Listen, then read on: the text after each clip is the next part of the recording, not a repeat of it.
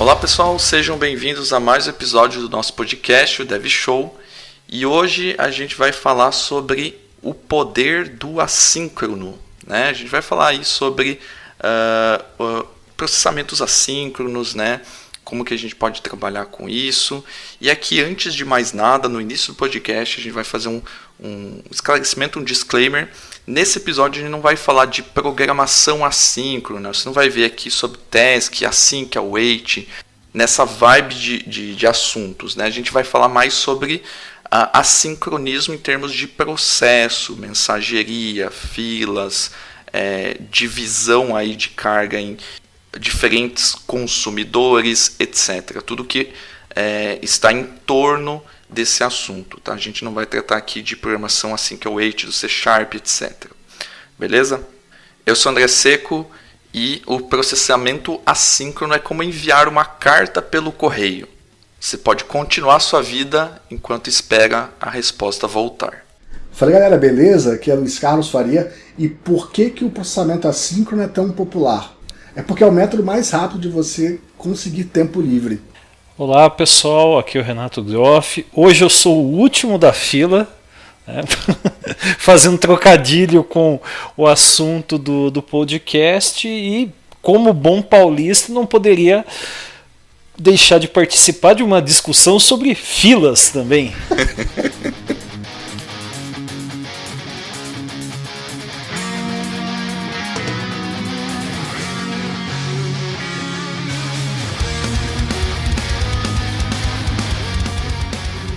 Bom, pessoal, para começar aqui então nosso papo, né?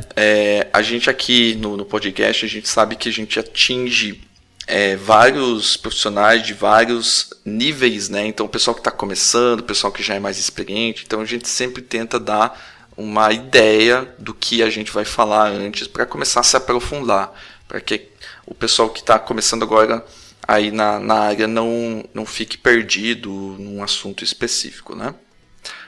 Então, já que a gente denominou esse episódio de O Poder do Assíncrono, né?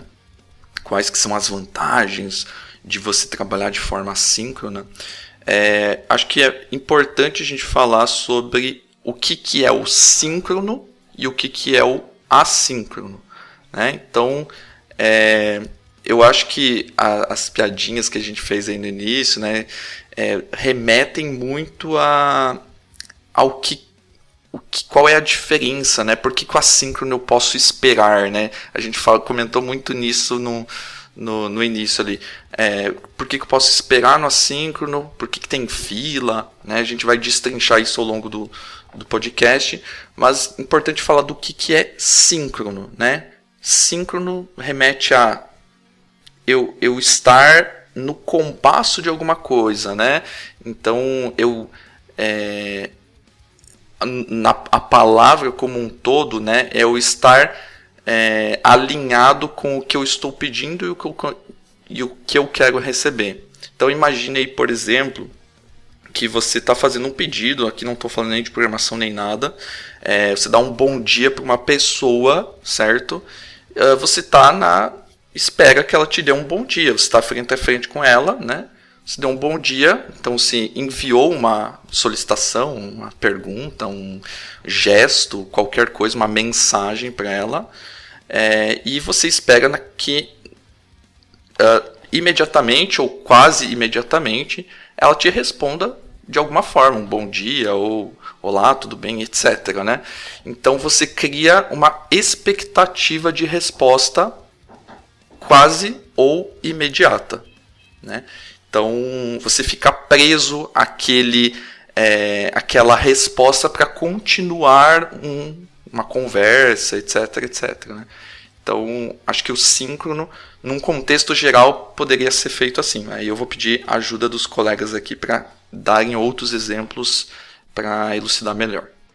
Eu gosto da ideia de trabalhar com analogia, então, porque eu acho mais fácil. Então a analogia que eu uso para isso geralmente é, cara, o que é o síncrono? É a ligação telefônica. É aquela coisa que ocupa você durante X tempo, ela tem um início, meio e fim de forma sequencial, linear e ordenada. Então você precisa atender, enquanto você está atendendo você não faz outra coisa. e você está ali interagindo, respondendo aquela demanda que é a ligação. E o assíncrono é a mensagem do WhatsApp, é o e-mail, é a mensagem no Telegram, é aquilo que você não para o que está fazendo para atender e assim que você puder, você atende. Então é um jeito que a gente no mundo real organiza as coisas. Só que isso não serve só para mensagem, ela serve também para outros cenários.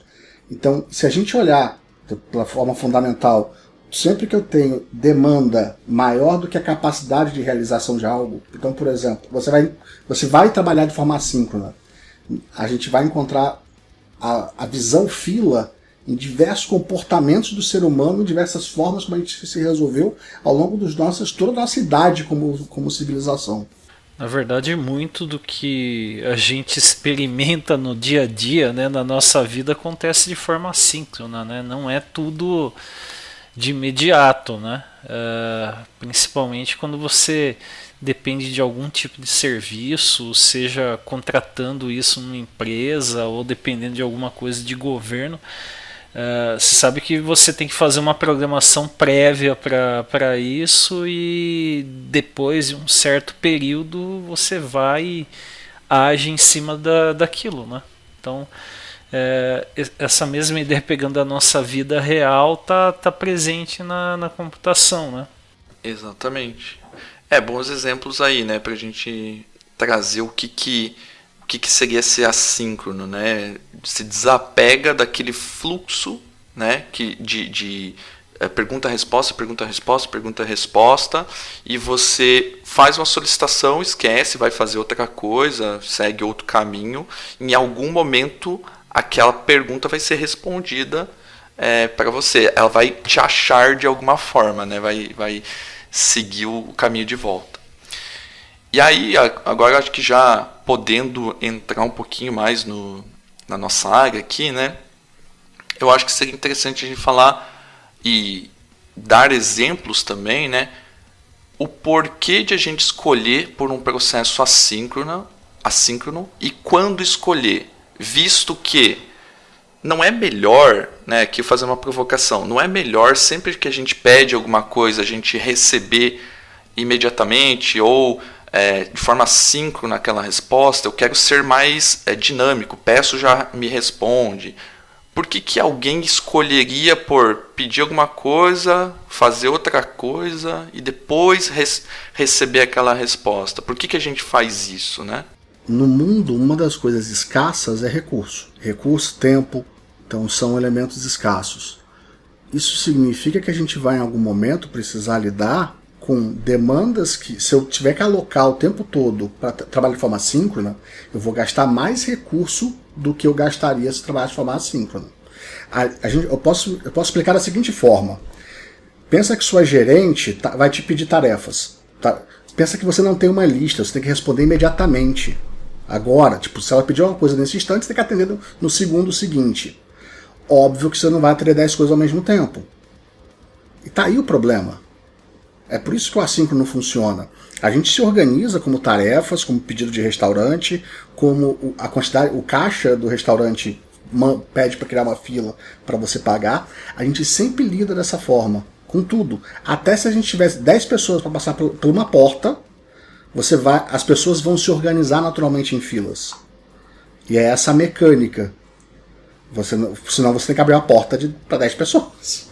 Do contrário, você deveria ser um polvo onisciente, onipresente, né? Porque você ia ter um monte de tentáculos e você ia responder várias coisas ao mesmo tempo, né? O que a gente sabe que é humanamente impossível, e a própria computação, né? Ela passa a falsa impressão que tudo acontece de forma assíncrona, mas no fim das contas acaba sendo assíncrono, né? Boa parte dos processos.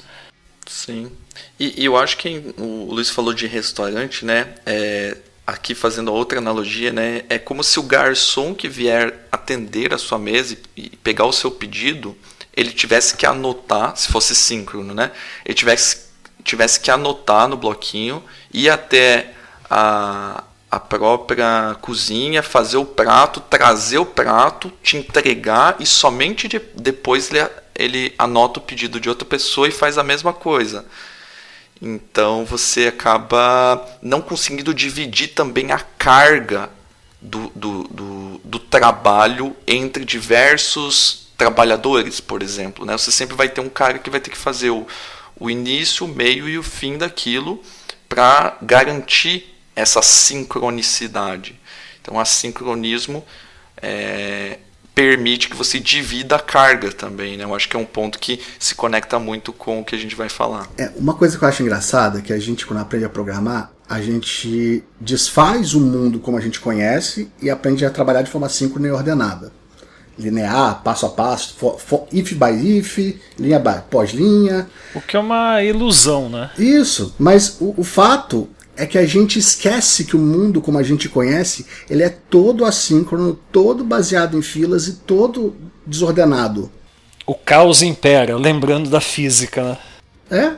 Exatamente. E por que será que isso acontece, de a gente ignorar como que os processos são feitos naturalmente e a gente cria um imediatismo, vamos dizer assim, na parte que vai programar? Será que é pela ilusão que é uma máquina processando, que a gente vai ter recursos infinitos e aí a gente descobre os problemas apenas lá na frente? É porque é prático, cara.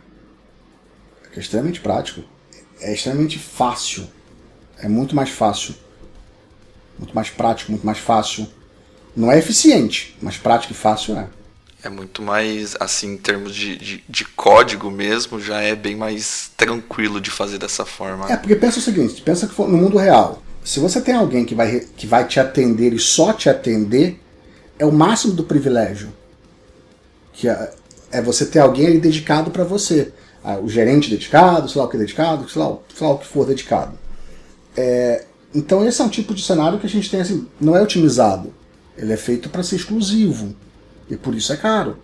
Quando a gente trabalha com computação, processar de forma síncrona é esse recurso caro. Só que é prático, só que é gostosinho para estar programando, você tem um feedback imediato. Você não tem que. No envio de alguma coisa, você já tem um feedback da resposta, se vai ou se não vai, se foi ou se não foi. Você não precisa esperar para depois. Você tem menos trabalho porque aquela coisa aconteceu. Você como solicitante, tá? Você tem menos trabalho porque aquela solicitação foi imediata. E trazendo para os problemas comuns agora da nossa área aqui, por exemplo, né? O que a gente poderia citar como exemplo que a gente consegue resolver esses problemas que a gente falou, né? De falta de tempo, de falta de recurso dedicado para uma requisição específica. O que a gente consegue resolver com assincronismo? É só o problema de a gente ter falta de recurso? Isso é único e exclusivamente o problema que a gente quer resolver com o assincronismo? Na opinião de vocês? A gente pode resolver resiliência, a gente pode resolver eficiência, a gente pode resolver disponibilidade. Porque às vezes, por exemplo, a gente pensa em disponibilidade, mas a gente não leva em conta que a gente vai fazer deploy. A gente não leva em conta, quantas vezes eu já escutei isso? Poly é resiliente. Tá. Quando você faz um deploy, você espera o último processamento acabar para poder fazer deploy? Como é que você lida com isso, entendeu? Porque tem o processo ativo lá, talvez processando agora aquela tarefa, no momento que você aperta o botão para deploy. Você até falou do Poly, né? O Poly resolve algumas questões a nível de aplicação, né? E no fim das contas você está tratando com Poly o que eles chamam, né, de erros transientes, que são situações momentâneas, né? Então, tipo, você falar assim, olha, tenho aqui uma arquitetura de microserviços, estamos usando Poly, né? Por isso a aplicação é resiliente. Resiliência não está só a nível de aplicação, não, está a nível de banco, de infraestrutura. Dependendo da sua operação, você vai ter replicação de recursos entre data centers. Então o pessoal fica muito, se ilude muito, né? Eu gosto da biblioteca, eu sei que vocês já falaram, já produziram conteúdo a respeito da mesma, mas resiliência é um escopo, um tema bastante amplo, né? Sim, sim. O fato, quer dizer, quando eu falo do Poly, é porque eu tô falando da falsa sensação de que você tem que porque estou usando poly eu sou resiliente, que é normal. Eu vejo isso acontecer em diversos cenários. Estou usando poly, estou resiliente, mas ninguém pensa que o próprio processo cai. Que é o processo que tem o poly ali nele, não é? O poly vai ajudar quando o outro cara que ele consome cai. Ou quando uma tarefa dele precisa de um retry. Se a aplicação cair, o poly não salva nada. Exatamente. Não, e tem um ponto que é resiliência até quando, entendeu? Por exemplo, se você está aqui entrando no poly, por exemplo, né? Você está tentando fazer uma request HTTP para outro serviço. Ok, o serviço de destino caiu. Você vai tentar 1, 2, 3 vezes. A tua política do poly lá está configurada para tentar 4 vezes, né? Você não vai ficar tentando eternamente, né? Até que momento que você vai ficar tentando?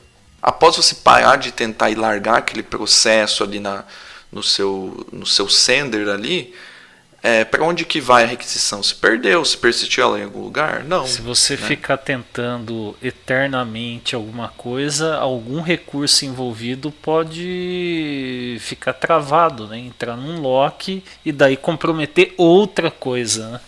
Em algum momento você também vai fazer um deploy. Você vai tomar aquela instância. Em algum momento ele vai derrubar, né? Vai sumir aquilo da memória. Então, tipo, beleza, a gente até pode chamar de resiliência, mas é resiliência até que ponto, até que tempo, né? Nunca é resiliente, a resposta é sim ou não. É sempre, você tem um contexto ali, né?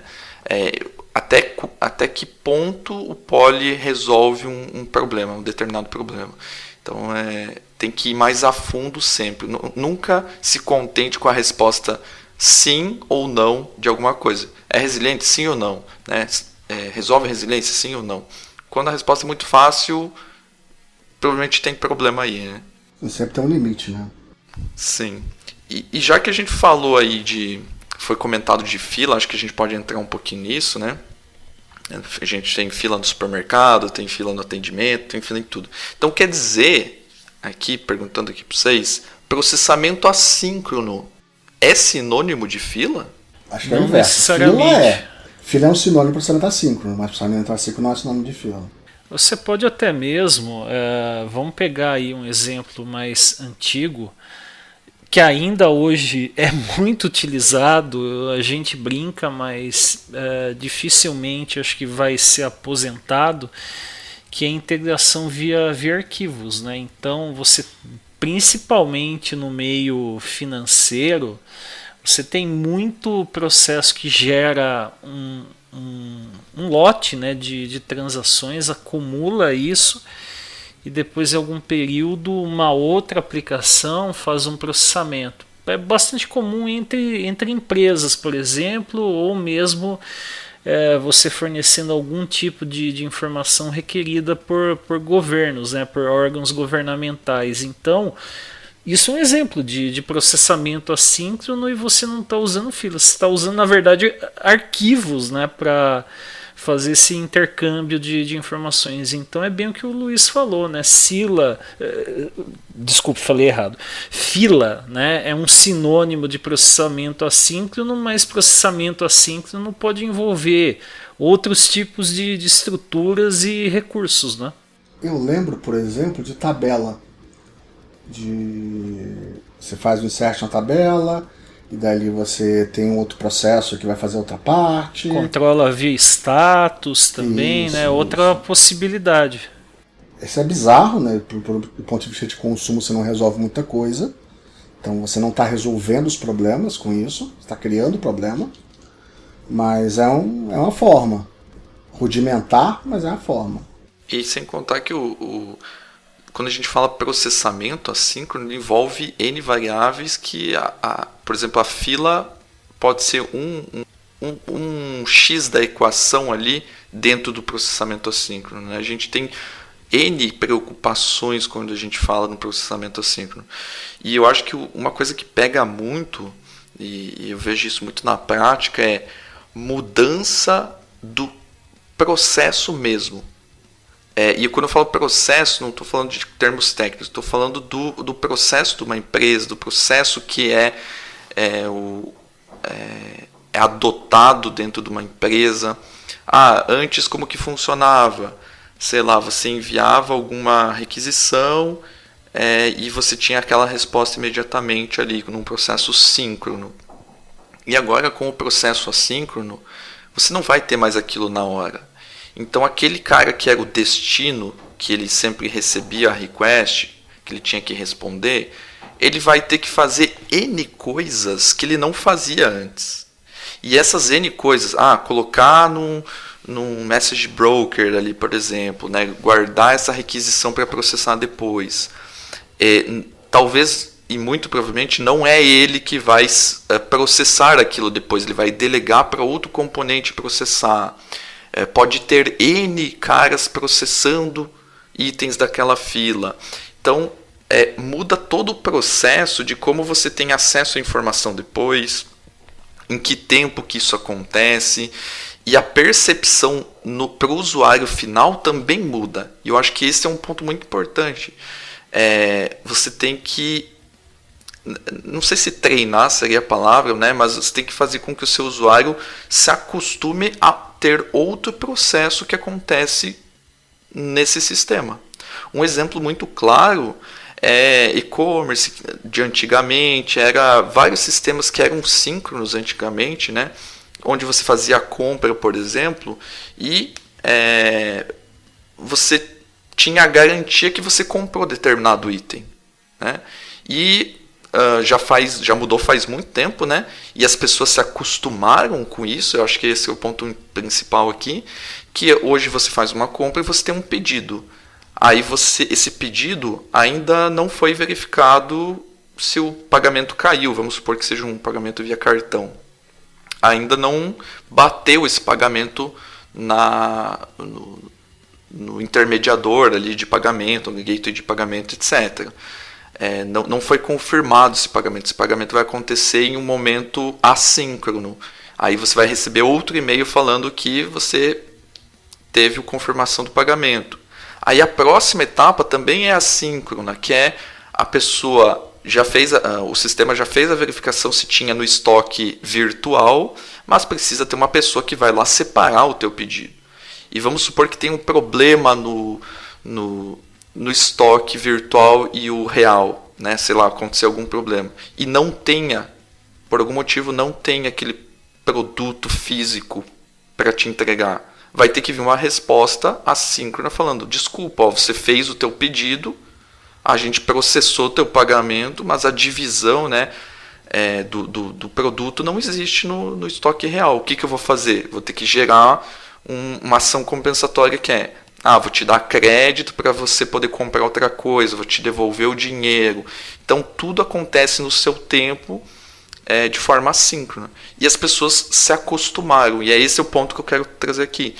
As pessoas se acostumaram com o processo. Por quê? Porque é muito perto da realidade de qualquer coisa que elas fazem no dia a dia. Então se conecta com o que a gente falou, né? Mas ainda assim é diferente do que ela está acostumada na internet, ou sistemicamente. Sim. E isso é complicado.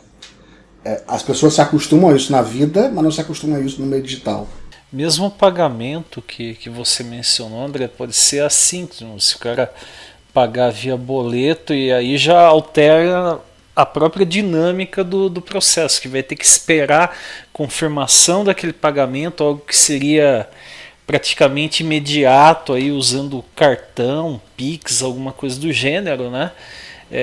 O cara não, né? A empresa que está do outro lado vai ter que esperar vir aí uma movimentação, uma notificação da rede bancária para daí dar andamento também. Então no fim é tudo assíncrono, né? Esse tipo de processo, o pessoal se acostumou e pode ter diversas variações, né? Dependendo da opção que ela utiliza para pagar e do que ela está tentando comprar, né? Boleto, TED, DOC e até o Pix são assíncronos. A diferença do Pix... sim, é que o Pix tem um intervalo bem menor, né? A diferença do Pix é o limite. O próprio cartão é assíncrono, né? Mas assim, é que como cresceu muito a utilização dessas opções, né, e tem uma infra bastante robusta, né, para dar conta dessa demanda, mas no fim das contas passa a impressão que é síncrono, mas na prática é assíncrono mesmo, né? Exato, isso que eu ia falar, parece muito síncrono o Pix, não parece? Porque ele é muito na hora, só que se a gente for ver tecnicamente o que acontece por trás é tudo assíncrono. Parece, paga aqui com o Pix, escaneia esse QR Code aqui que vai pagar. Parece tudo muito rápido. Só que se for parar para refletir, ele é assíncrono também, né? E a gente está falando da questão de filas e tudo mais, né? Tudo isso faz parte de um todo, né? Que ali é englobado as filas, né? A parte de mensageria, né? Que é o ato de trocar mensagens e tudo mais, né? Só que a gente falou só de fila aqui. Mensageria é só fila? O que mais a gente pode falar sobre mensageria como um todo aí? Eu acho que esse lance da fila é um lance bem esquisito pelo seguinte. Quando você pega o cara que aprende estrutura de dados e fala, putz, vamos falar do produto, tá? Usa o Rabbit, aí o cara olha pro Rabbit fila. Ele acha que a estrutura de dados tem alguma relação com o produto ou com a funcionalidade. É um tipo de cenário muito comum. O cara olha para aquilo e fala, putz, é só uma fila. É só uma estrutura de dados nova, não é uma lista, é uma fila. E acha que por ser só uma estrutura de dados, ele acha que é só isso. Que é isso não, e quando ele olha para essa perspectiva, não tem valor nenhum. Esse é o cenário. Ele olha para aquilo e fala, tá, é só uma estrutura de dados diferente. Que vantagem que eu tenho com isso? Esse é o ponto, ele esquece do assíncrono. Até indo além, vai acabar sendo tema de podcasts posteriores, né? A gente está falando de desenvolvimento assíncrono e tem outras estruturas, né, além de fila. Tem tópico, por exemplo. E tópico chega a um nível hoje que a parte de análise de dados acaba utilizando isso para você implementar alguma solução para processar grandes volumes de dados. Então, algo que era usado também por aplicações, aí entra aí alguma solução de ingestão de eventos, streaming, né, acaba sendo implementado também para análises mais complexas de dados. Então, não é só fila, né, como o Luiz mesmo falou. Porque a estrutura de dados por ela só, né, gostei bastante do que vocês falaram, porque a estrutura de dados por si só, ela é só uma forma de organizar os dados de forma diferente. É a parte relevante da história. Ela beira o irrelevante. Exatamente, ela não fala como aquilo vai ser consumido, em que tempo aquilo vai ser consumido, por quem aquilo vai ser consumido. Vou fracionar isso em vários? Não sei. Né? Então é a mesma coisa que a gente, quando está aprendendo na faculdade, lista encadeada. É só uma estrutura diferente, né? E eu acho que isso faz total sentido em explicar assincronismo, não se rotulando, não se limitando a fila, a falar só de fila, porque é quem vai trabalhar com aquela fila, quem vai manipular ela e de qual forma, que vai dar o dinamismo e os reais ganhos, não é a estrutura de dados em si. Gostei bastante dessa colocação aí.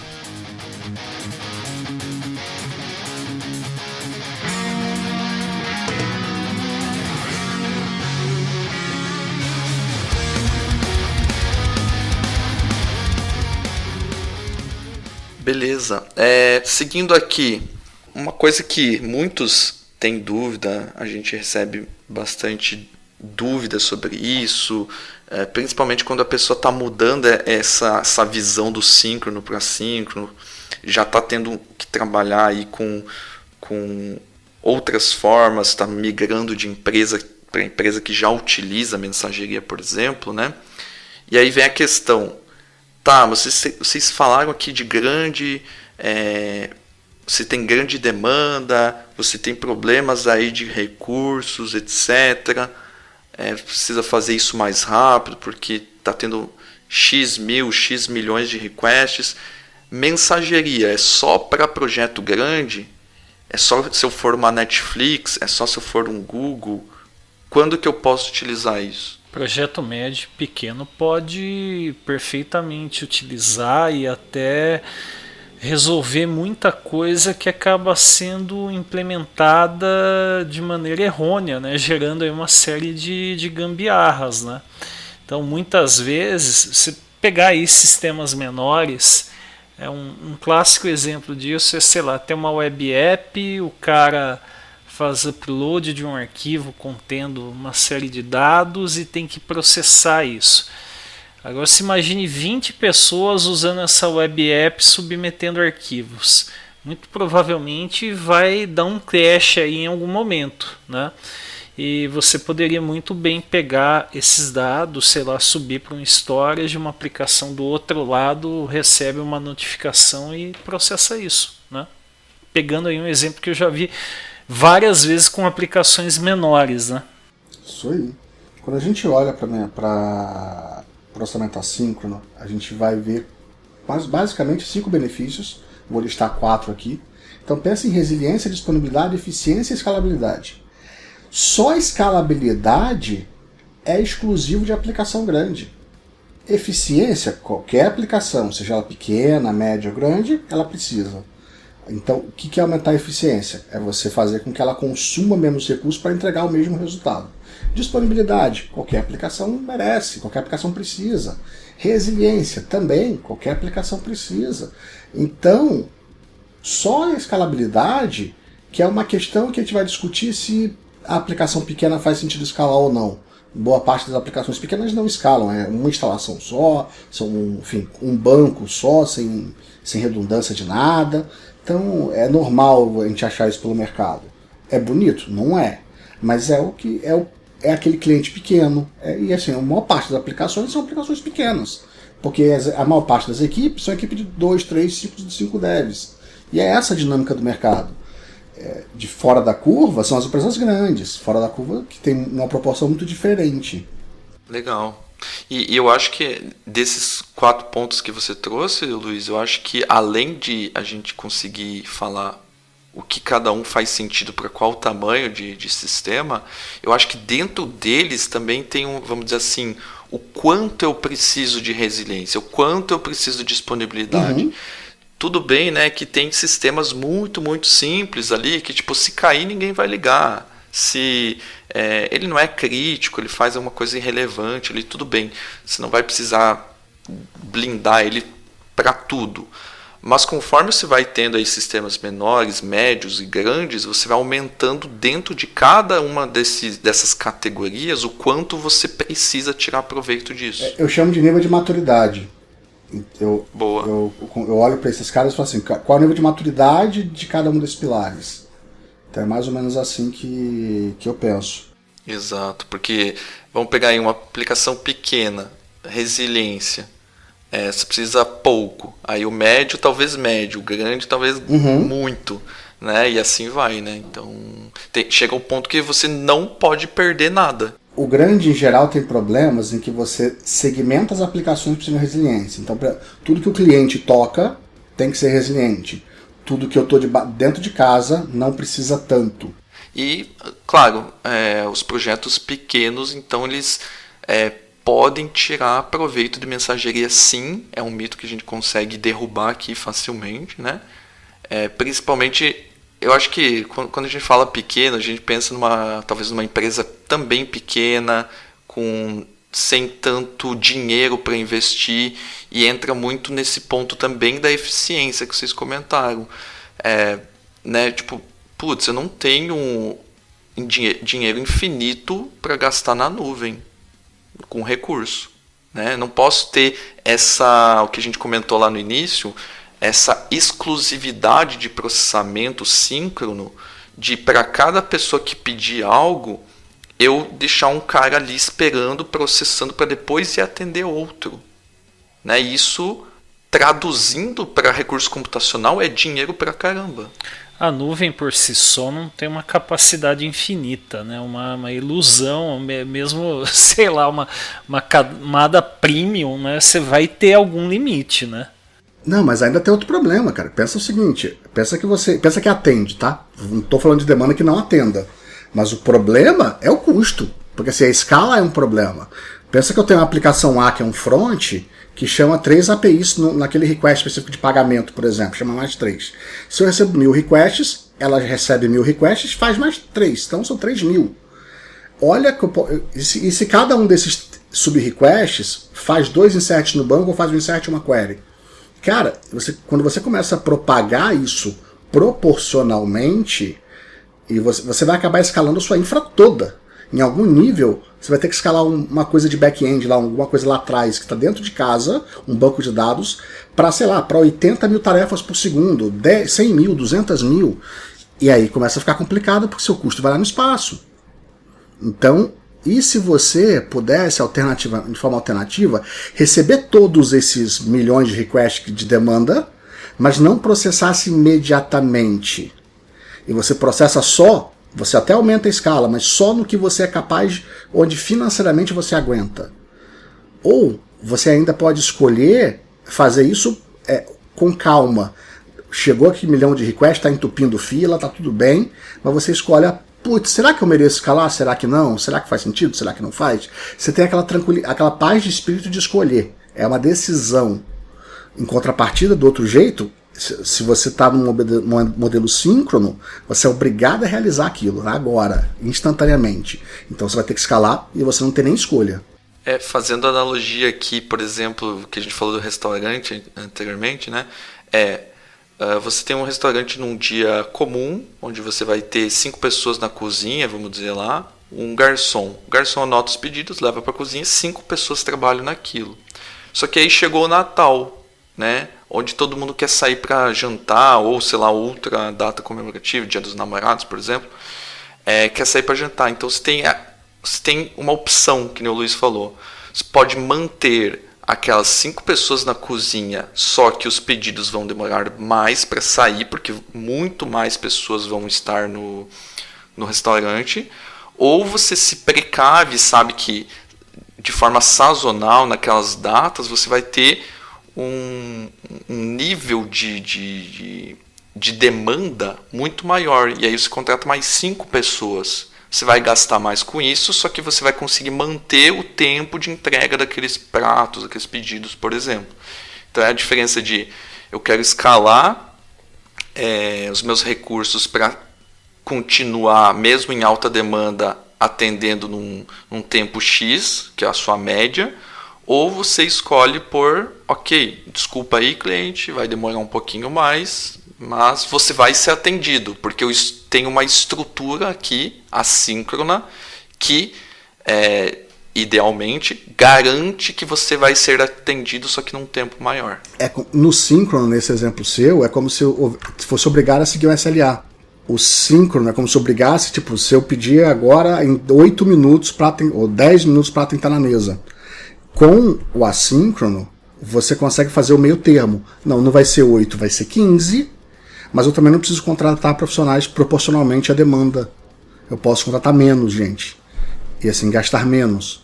Eu acho que esse é o ponto que dá para bater bastante na tecla para quem tem busca por eficiência mesmo em projetos pequenos, né? Esse eu acho que é o ponto primordial, para falar a verdade, nesse caso, quando você quer reduzir custo, quer ainda assim garantir a entrega das coisas e tal, você ter uma estrutura síncrona dessa forma vai te trazer muitas vantagens. Para o dev, isso significa tranquilidade. Então pensa, se escalar uma escolha, você escolhe, você decide se sim, se não, ou você pode dormir e amanhã decide, nesse nível. E é isso, cara, isso para quem trabalha lidando com o sistema de produção, faz muita diferença. Do que você ter que acordar de madrugada e ter que estar chapado de sono e ter que se conectar para poder, sei lá, configurar alguma coisa, habilitar alguma coisa, olhar, ou ter que ficar olhando. Porque às vezes você tem que ficar de babado o sistema. Para poder ficar olhando para ver se vai escalar ou não, se tem que apertar um botão ou não, se está tudo bem ou não. Terrível, ficar suando olhando o Task Manager lá. Tipo isso. Olhando e orando. Então é uma tensão desnecessária. Show de bola. Pessoal, só para deixar aqui bem claro para vocês, a gente tem muito conteúdo para falar, tá? a gente tem esses 4 pilares que a gente quer entrar com um pouco mais de profundidade: resiliência, disponibilidade, eficiência e escalabilidade, entre outras coisas. E aqui nesse primeiro episódio, para não deixar tão maçante, a gente vai até falar do primeiro aqui, que é a resiliência, a gente já falou um pouquinho. E aí, nos próximos episódios, a gente continua o bate-papo aqui, que está bem legal, abordando os outros pontos. Tá? Para os outros episódios, ainda falta falar de RPC, falta falar de rastreabilidade, falta falar de complexidade. Então, inclusive, se você está vendo esse podcast aqui em qualquer plataforma que tenha a possibilidade de comentar, comenta aqui embaixo e tira a sua dúvida. Ou então sugere mais algum tópico para a gente abordar, já que teremos um novo episódio. Isso, aproveita que a gente vai ter esses vários episódios, a gente consegue ler os comentários e talvez trazer a dúvida de alguém aqui, seria bem legal. Seria a gente trabalhar aqui no assíncrono. Exatamente. Até a série vai incorporar a ideia do assíncrono. Olha só, né? A gente pensou em tudo. Mas a gente pode aproveitar para responder uma dúvida sua aí, seria bem legal, tá? Mas trazendo então, continuando o papo aqui, trazendo um pouquinho para a resiliência especificamente, né? A gente comentou um pouco do Poly, né? Que é uma das bibliotecas aí, das funcionalidades que podem dar a ideia de ter resiliência, mas eu queria trazer aqui, antes disso, para a gente tentar esmiuçar um pouquinho o que é resiliência. Resiliência a o quê? Bem, assim, conceituando o conceito de resiliência seria você estar preparado para falhas e se recuperar de uma maneira que não envolva nada muito drástico, né? Então seria a ideia geral essa, né? Justo. Na física você tem a ideia de uma propriedade que, após você submeter a algum tipo de deformação, aquilo se voltar ao estado original. Quando a gente pensa em sistema, a gente pensa mais ou menos a mesma ideia de, após alguma coisa, algum acidente acontecer, você consegue se recuperar, você consegue tolerar aquilo de alguma forma. Você tem mais tolerância a falhas. Luiz, até lembrei de termodinâmica, tinha uns cálculos de dilatação de materiais na física, né, que o pessoal usa, por exemplo, com trilho de trem, né? Por isso que tem folga, né? O mesmo você... Ponte também. Ponte também e cabo elétrico, né? Em poste, né? Você pode ver que no verão, por exemplo, né? Ele está mais abaixado, está dilatado, e no inverno acaba comprimindo, né? Olha aí, ó, Dev Show também é física. Também é cultura. Eu acho que resiliência também assim, para talvez passar a ideia mais clara ou prática aqui, aconteceu um problema, recebi algo para processar, aconteceu algo de cair sistema, catastrófico, alguma coisa não funcionou como deveria, eu vou perder aquela informação que eu recebi um dado importante, que uma compra, isso reflete diretamente no faturamento da empresa. Eu vou perder isso por um erro técnico? Acho que é muito nesse tópico aqui. Será que eu consigo reaproveitar aquela compra para processar ela depois, né? Então acho que é bem importante, é um dos pontos muito importantes aqui para garantir o atendimento da demanda, e isso sempre, né, se converte em algum dinheiro, né, algum faturamento, alguma coisa no final, alguma métrica ali, né? Então ser resiliente. Pensa lá do carinha que está lutando boxe, está caindo, ele está voltando para continuar no objetivo dele. Rock Balboa é um bom exemplo. Quando você falou de resiliente a quê? Tá? Essa é uma pergunta muito, muito bem formulada pelo seguinte: e se seu banco cair? E às vezes não é que o banco cai, é que a estrutura de dados que está lá foi alterada, porque está no meio de um processo que vai acabar, que é parte de um deploy. Então pensa que eu tenho 10 instâncias da minha aplicação, eu estou aplicando, vamos falar que eu trabalho com Code First. Então a primeira instância subiu, alterou a estrutura de dados, só que as 9 outras instâncias estão sendo alteradas ainda. Elas vão sofrer essa alteração. Só que a vida acontece e o request chega. E entre a primeira instância alterar o banco e a última instância ganhar a nova versão, teu banco está alterado e pode levar 3, 4 minutos, pode levar 2 minutos. Nesses 2 minutos chegaram requests que podem não ser atendidos. Como é que você lida com isso se sua aplicação é síncrona? Se você não tem ali um desenho porque pensa, você recebeu o request, por sua versão da aplicação tá velha entre aspas, tá? Há 1 minuto atrás saiu a versão atual. Mas por ela estar velha em relação ao banco, ela não é capaz de executar a tarefa. Não há poly que resolva. Não há situação que aquela instância se resolva. O que vai resolver é se você adotar uma estratégia de mensageria, ou enfim, ou de qualquer estratégia assíncrona que permita com que a tarefa, o controle da execução da tarefa, seja terceirizado, porque a falha vai acontecer, vai devolver para algum mecanismo e aí você vai ter uma retentativa já numa nova instância. E enquanto a instância velha pegar, não vai conseguir executar. Essa é a mágica da coisa. Isso que você falou, inclusive, de resiliência, né, um ponto importante é que alguma hora vai dar errado, né? Não é sendo aquele personagem do desenho lá, o hard haha, né? Ó céus, ó dia, ó azar, né? Mas a gente sabe que principalmente quando envolve nuvem, conexão via internet, conexão remota, né? Em geral, algum tipo de falha vai acontecer em algum momento, né? Então a resiliência vem daí. O que você tolera? Quer ver um exemplo? Se você tiver um cenário de webhook, então eu quero um webhook para ser resiliente. Qual é a regra de ouro do webhook resiliente? Ele não pode acessar banco. Ele não pode acessar nenhum outro recurso que não a infra de mensageria. Por quê? Gago, você fala que HTTP não é resiliente. Calma. Se HTTP enviar só a mensagem para a infra de mensageria, no caso tô viciado no assunto Rabbit, tá? Desculpa aí, gente. Desculpa quem está assistindo, desculpa vocês aqui. Mas é porque faz parte do meu dia a dia. A aplicação web que faz isso, ela não pode acessar banco para fazer mais nada. Ela não pode fazer uma validação sequer se ela não puder fazer em memória.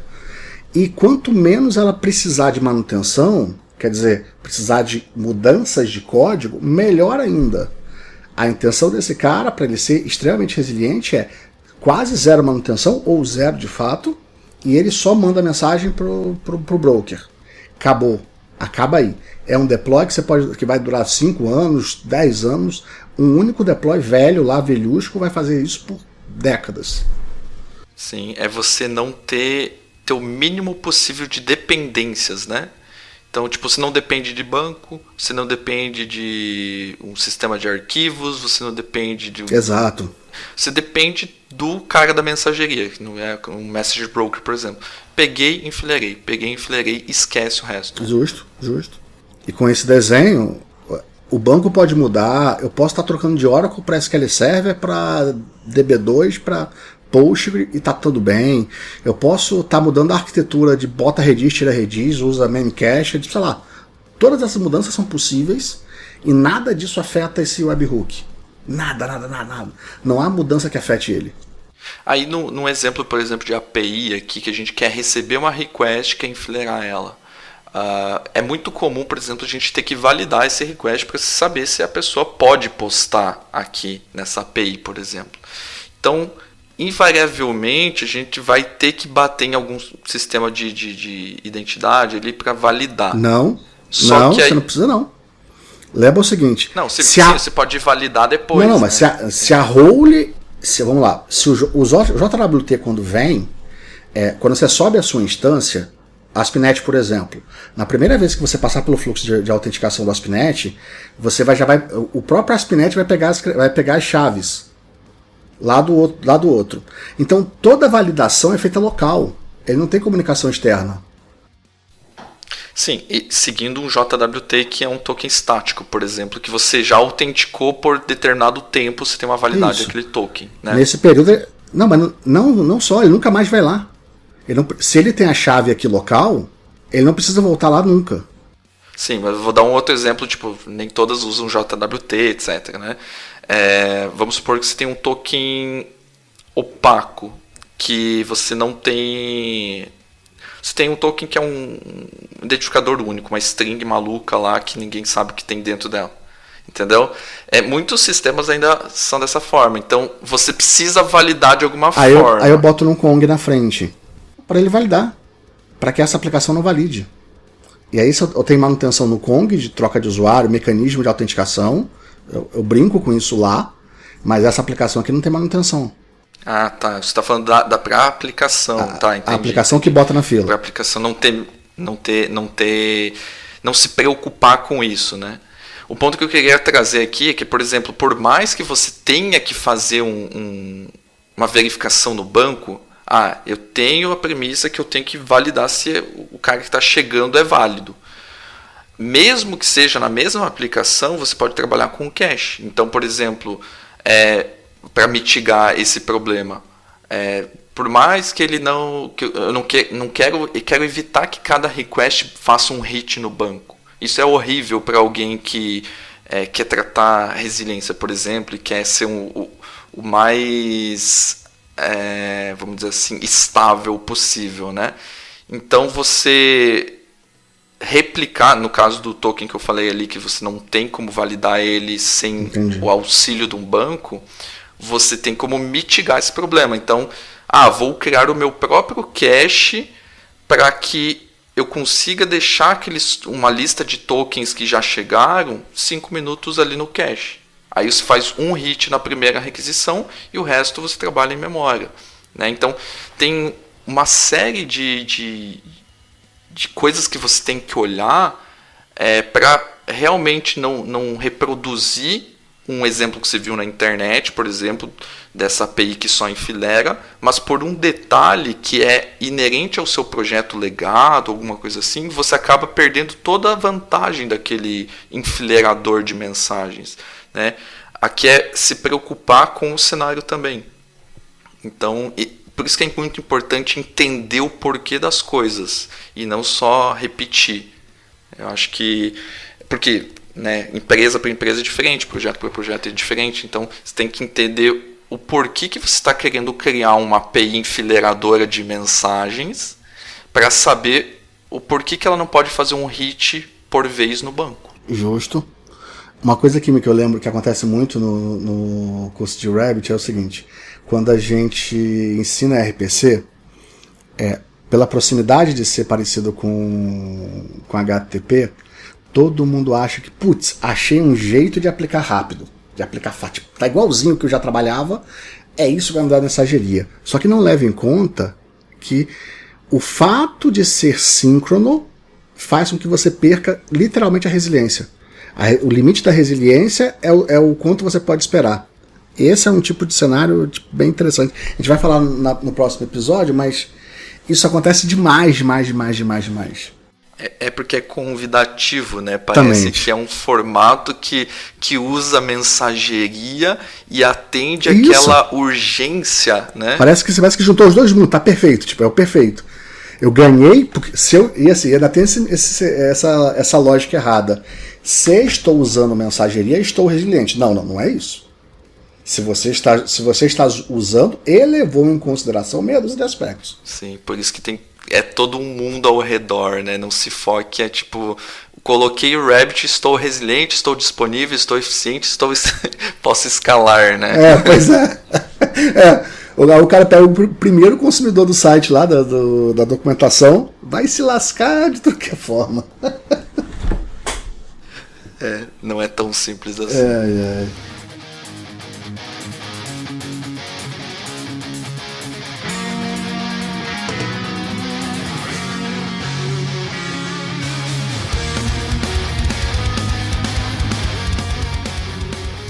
Muito bem, pessoal, então esse foi o nosso primeiro episódio aí falando do assíncrono, o poder do assíncrono aqui, onde a gente vai falar muito sobre mensageria, fila, os processos assíncronos mesmo, né? Como que é essa mudança de mindset. Como a gente já falou ao decorrer do episódio, a gente vai falar de outros assuntos aqui nos próximos aí, e contamos com a opinião de vocês, o feedback, a pergunta. Pode ser no post, por exemplo, do devshow.com.br, que a gente consegue pegar lá e trazer para um próximo episódio. Lembrando que a gente, além de você poder escutar a gente pelo próprio site, você pode escutar a gente pelo Spotify, Deezer, iTunes e diversas outras plataformas de podcast.